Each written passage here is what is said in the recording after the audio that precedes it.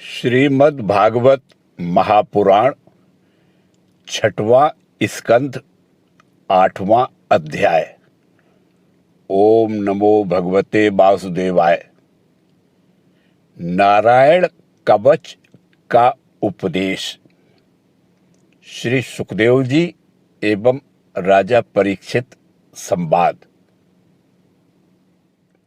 राजा परीक्षित ने पूछा, भगवान, देवराज इंद्र ने जिससे सुरक्षित होकर शत्रुओं की चतुरंगिणी सेना को खेल खेल में अनायास ही जीतकर त्रिलोकी की राजलक्ष्मी का उपभोग किया, आप उस नारायण कवच को मुझे सुनाइए और यह भी बतलाइए कि उन्होंने उससे सुरक्षित होकर रणभूमि में किस प्रकार आक्रमणकारी शत्रुओं पर विजय प्राप्त की।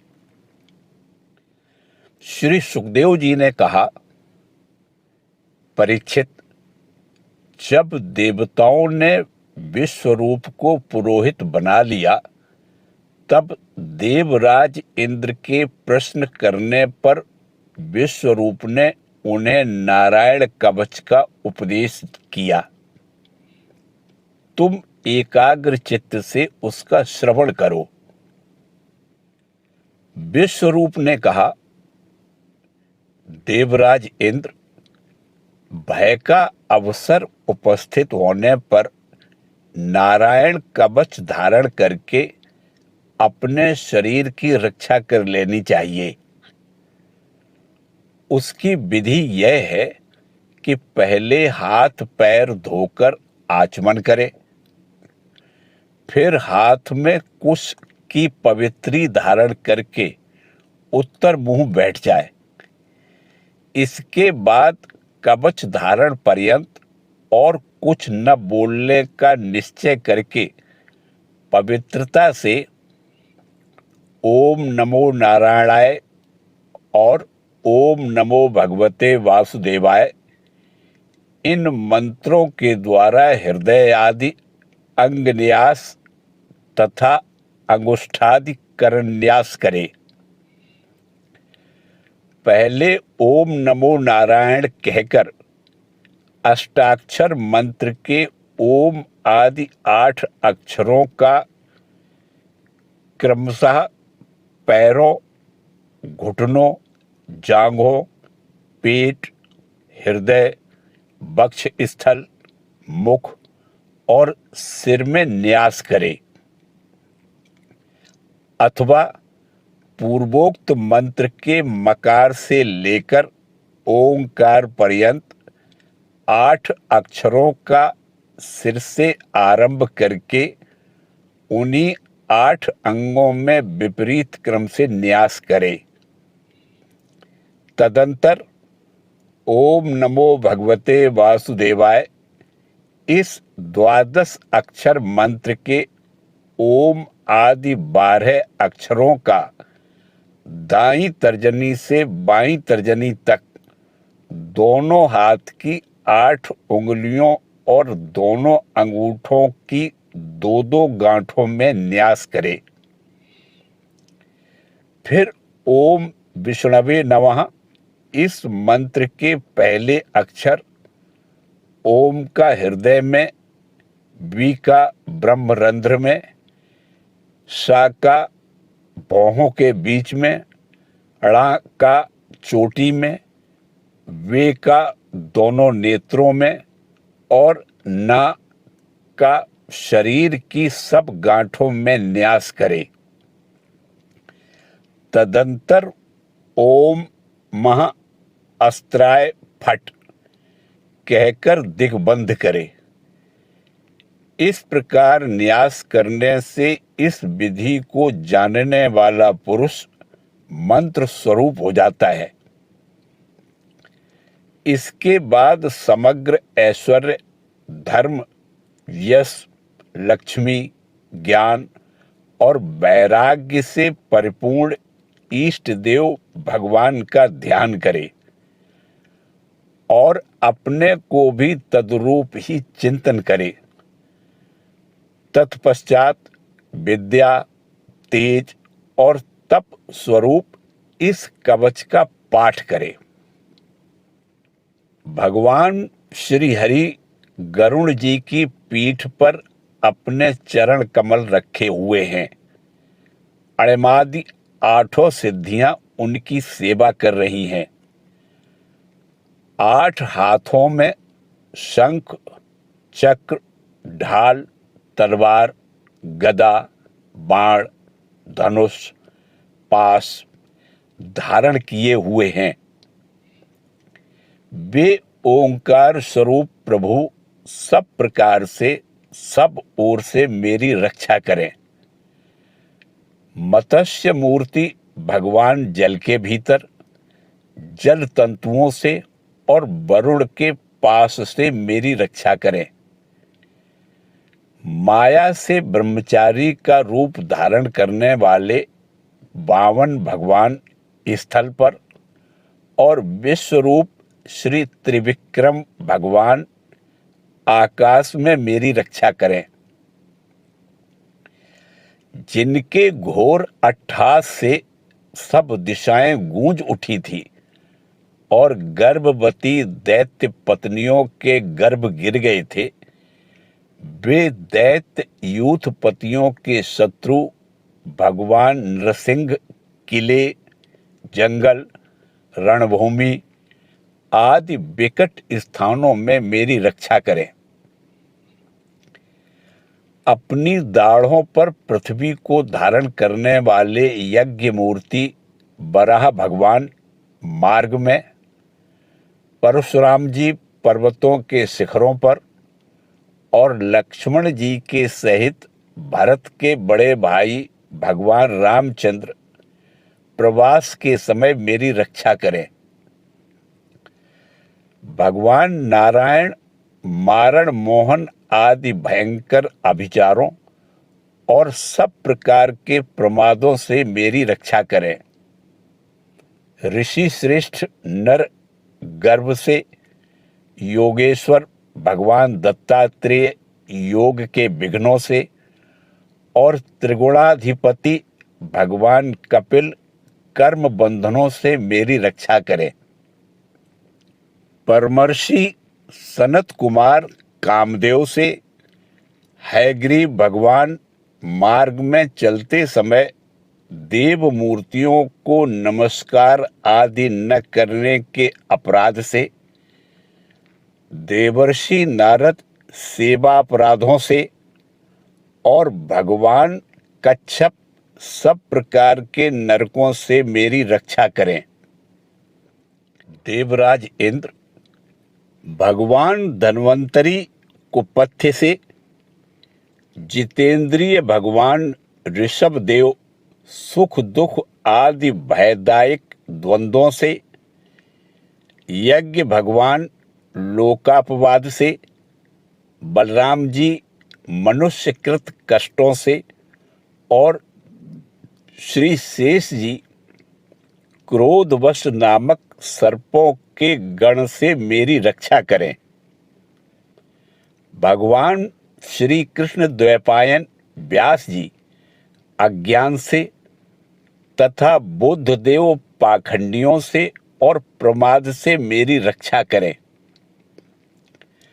धर्म रक्षा के लिए महान अवतार धारण करने वाले भगवान कल्कि पाप बहुल कलिकाल के दोषों से मेरी रक्षा करें।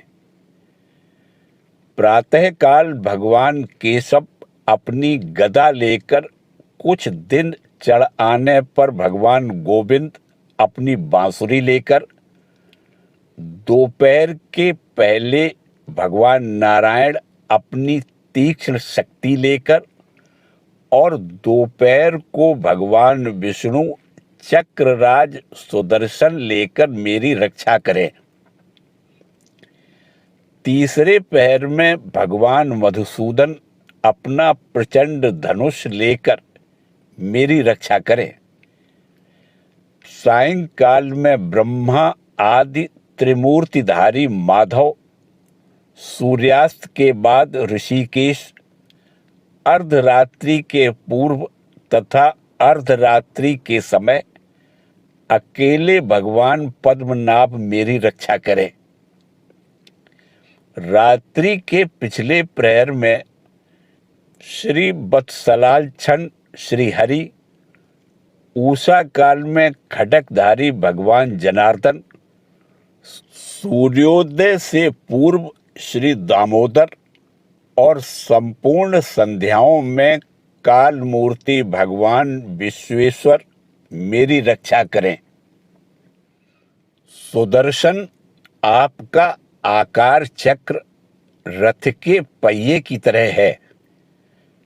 आपके किनारे का भाग प्रलयकालीन अग्नि के समान अत्यंत तीव्र है।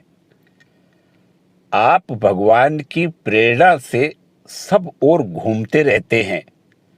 जैसे आग वायु की सहायता से सूखे घास फूस को जला डालती है, वैसे ही आप हमारी शत्रु सेना को शीघ्र से शीघ्र जला दीजिए। कौमोद की गदा आपसे छूटने वाली चिंगारियों का स्पर्श वज्र के समान असह्य है। आप भगवान अजित की प्रिया हैं और मैं उनका सेवक हूं।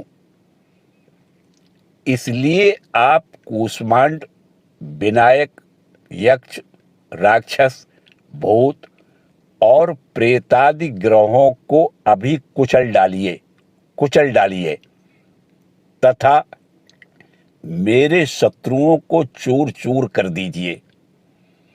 शंख श्रेष्ठ, आप भगवान श्री कृष्ण के फूंकने से भयंकर शब्द करके मेरे शत्रुओं का दिल दहला दीजिए एवं यातुधान, प्रमथ, प्रेत, मातृका, पिशाच और ब्रह्म राक्षस आदि भयावह प्राणियों को यहां से झटपट भगा दीजिए।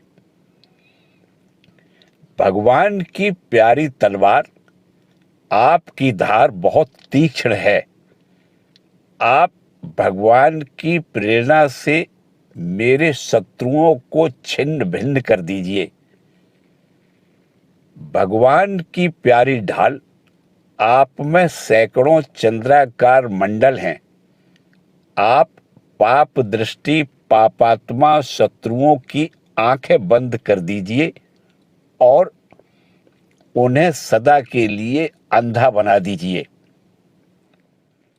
सूर्य आदि ग्रह, धूमकेतु आदि केतु, दुष्ट मनुष्य, सर्प आदि रेंगने वाले जंतु, दाढ़ों वाले हिंसक पशु, भूत प्रेत आदि तथा पापी प्राणियों से हमें जो जो भय हों और जो जो हमारे मंगल के विरोधी हों, वे सभी भगवान के नाम, रूप तथा आयुधों का कीर्तन करने से तत्काल नष्ट हो जाए। बृहद, रथंतर आदि सामवेदीय स्तोत्रों से जिनकी स्तुति की जाती है, वे वेद मूर्ति भगवान गरुड़ और विश्वक्सेन जी अपने नामोच्चारण के प्रभाव से हमें सब प्रकार की विपत्तियों से बचाएं। श्री हरि के नाम, रूप, वाहन, आयुध और श्रेष्ठ पार्षद हमारी बुद्धि, इंद्रिय, मन और प्राणों को सब प्रकार की आपत्तियों से बचाएं।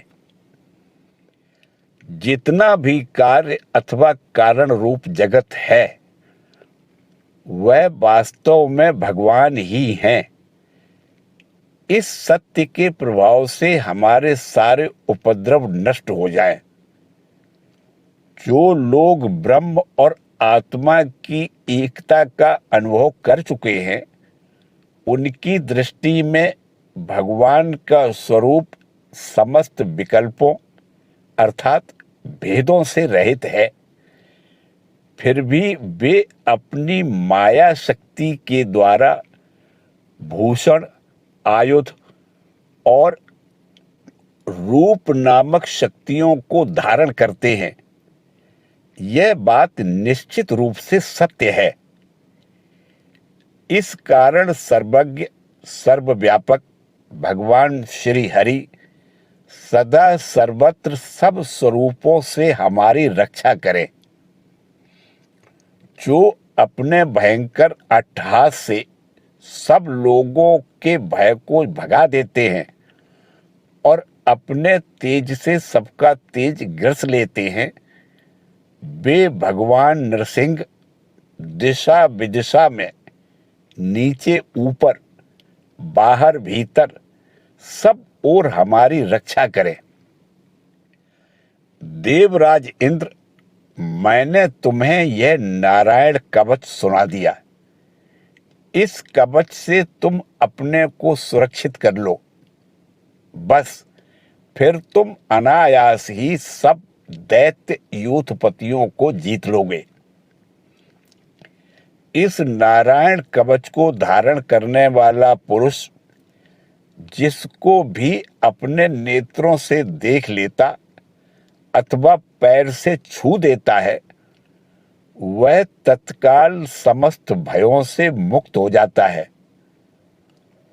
जो इस वैष्णवी विद्या को धारण कर लेता है, उसे राजा, डाकू, प्रेत, पिशाच आदि और बाघ आदि हिंसक जीवों से कभी किसी प्रकार का भय नहीं होता।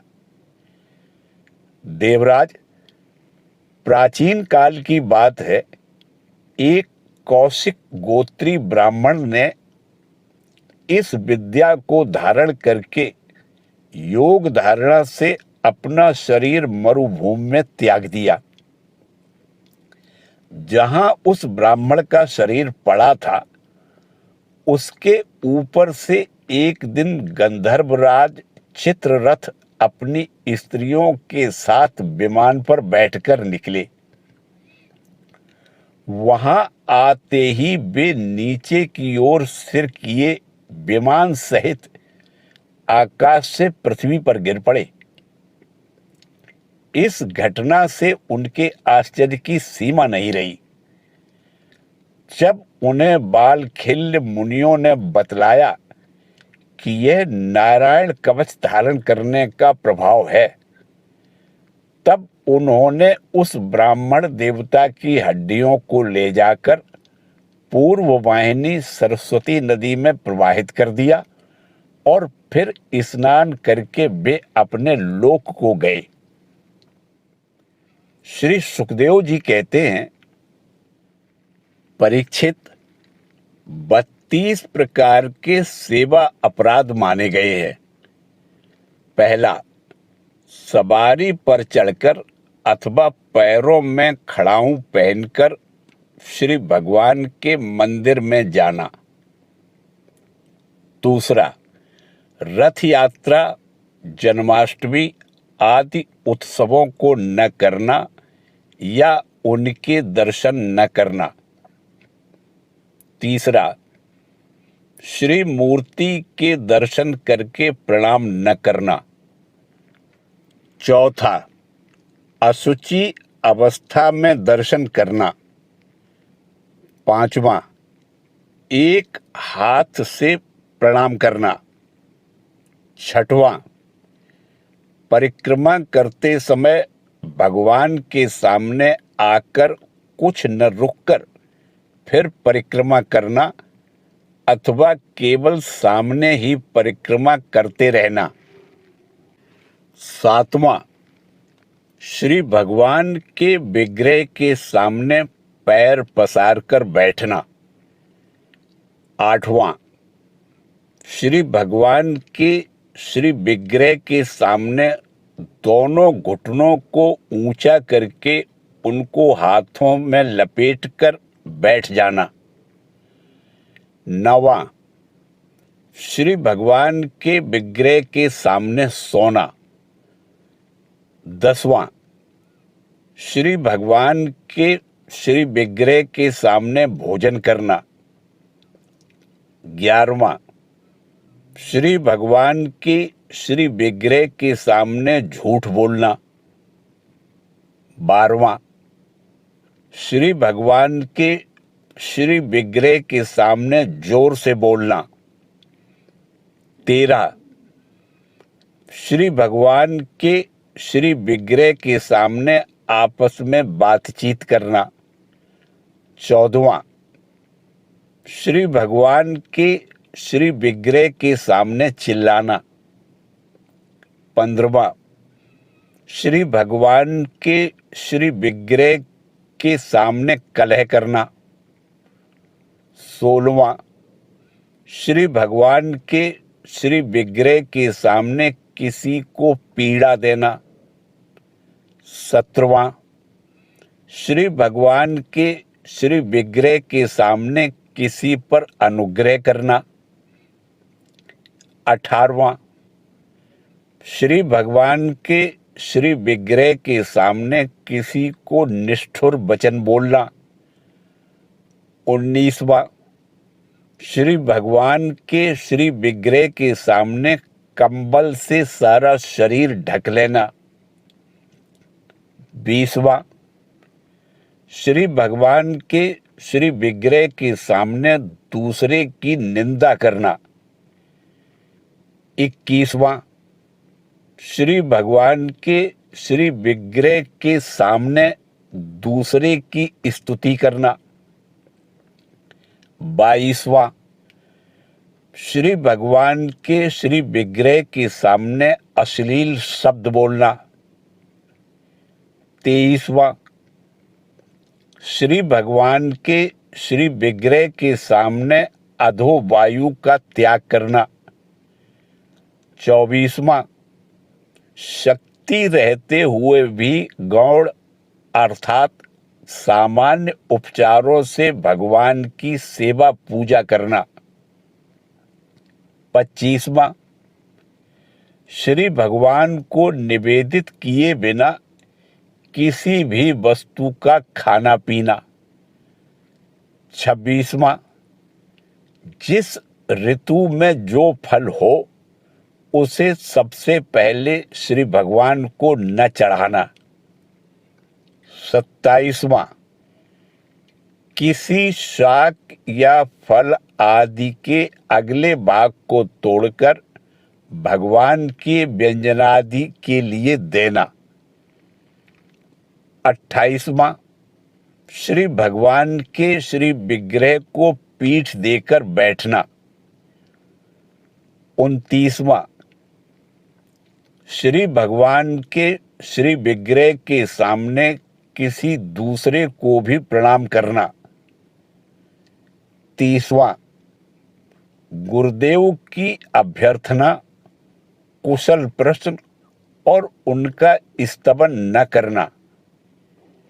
31वां, अपने मुख से अपनी प्रशंसा करना। 32वां, किसी भी देवता की निंदा करना। जो पुरुष इस नारायण कवच को समय पर सुनता है और जो आदर पूर्वक इसे धारण करता है, उसके सामने सभी प्राणी आदर से झुक जाते हैं और वह सब प्रकार के भयों से मुक्त हो जाता है। परीक्षित, शतक्रतु इंद्र ने आचार्य विश्वरूप जी से यह वैष्णवी विद्या प्राप्त करके रणभूमि में असुरों को जीत लिया और वे त्रैलोक्य लक्ष्मी का उपभोग करने लगे। ओम नमो भगवते वासुदेवाय।